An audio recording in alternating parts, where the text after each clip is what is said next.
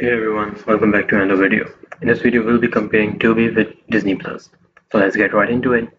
Tubi is completely free, featuring a mix of movies, TV shows, and live channels, but mostly older content. It is ad supported, meaning you'll see commercials during movies and shows, as through which they basically earn. That's why it is completely free, no subscriptions, and no hidden fees. So it is best for movies, classic shows, and casual streaming. Now, if we talk about Disney Plus, on the other hand, Disney Plus is basically also it is also like a streaming website. It offers you premium services, offering Disney classics, Marvel, Star Wars, Pixar, and all the originals. It is ad-free except on its basic plan, offering a smoother streaming services.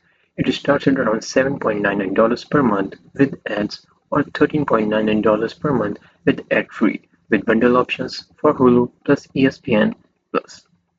Now it is best for fans of Disney, Marvel, Star Wars, Pixar, and all the originals. Now I'll say choose Disney if you love blockbuster franchises, family-friendly content, exclusive originals.